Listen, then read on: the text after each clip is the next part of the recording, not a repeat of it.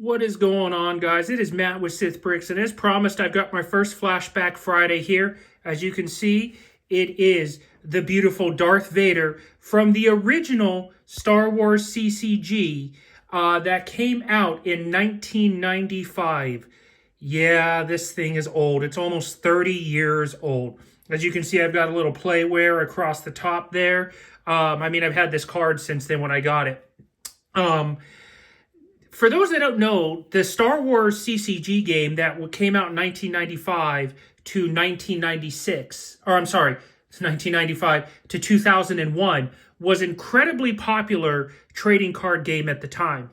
It was an entirely different mechanic than Magic the Gathering. Several times, this CCG set would actually outsell Magic the Gathering in sales-wise.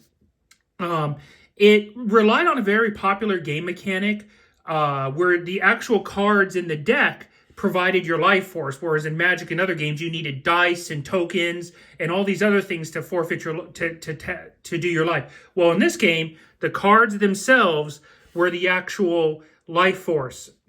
For those that have never seen it, you have the character icon here, which detonates Imperial. There's also Rebel. There's the Jawa eyes, which I'll show at some point, which is an alien. And then if it had C-3PO's eye, it was a droid. Over here is the Destiny number, which in case this card was drawn from the deck, this number, depending on the card that was drawn, would also determine the fate of something. Weapons firing, abilities being used, certain things being canceled. Now, when Darth Vader came out, he was just ridiculously powerful.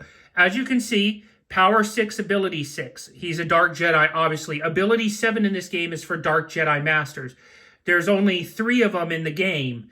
You have Jedi Masters. There was Yoda, Emperor Palpatine, and then Darth Sidious. At the time of this game's release, Emperor Palpatine and Darth Sidious were separate characters, so they could actually be on the table at the same time, which was really cool. But I digress.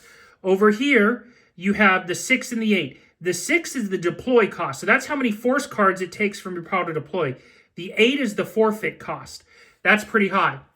Now, when in battle, adds 1 to each battle destiny. That was huge when this came out. Because when you drew battle destiny, that also covered what was called attrition, which is why you see Vader's immune to attrition less than 5. So in the fact, if you drew a 4, Vader would add another 1 to, so he would make a 4 or 5, a 3 or 2, and that could have wildly changed the outcomes of the card draws to your favor. Adds 3 power to any starship he pilots, 4 to power and 3 to maneuver in piloting his custom TIE, which is in this set, his TIE Advanced ×1, and then immune attrition less than 5. Just game-breaking mechanic, especially when he was paired with a Grand Moff Tarkin. Now, this little icon you see, the yellow one, means he has the ability to pilot a starship, which is very key in this. And then the blue icon means he has the ability to carry a weapon. Now, he has his lightsaber that he can carry. You could also put blasters on him, but why would you? You would much rather have his lightsaber on him. Now, the only drawback to this card that you would see in later versions is he is not considered a leader. So up here in this text up here, every card had this. Sometimes they would be tagged as leaders, spies, etc. And they would also add additional bonuses to gameplay when it happened. So that was the only drawback to this Darth Vader, is that he was actually not a leader. Because if you see here in other variations of him, which I'll show you later, he's tagged as a leader. Now, the last thing is that little dot by his name. That means you can only have 1 Vader in play at a time. Now, when they came out with different variations of Vader, you would be able to take them and replace it with a different one, depending on the power, the ability, the deploy cost, and everything. So that made it fun that you could actually upgrade. You could go from Darth Vader to Darth Vader, Dark Lord of the Sith, all the way up to Lord Vader, which is the version from Death Star 2. So this is the first of many Flashback Fridays. I have my Star Wars CCG. I've got some old collectibles. I've got some old books. I think you guys are really going to like this segment. Let me know if you do. Other things you'd like to see. Again, thanks for watching, and we'll talk to you guys soon here on Sith Bricks.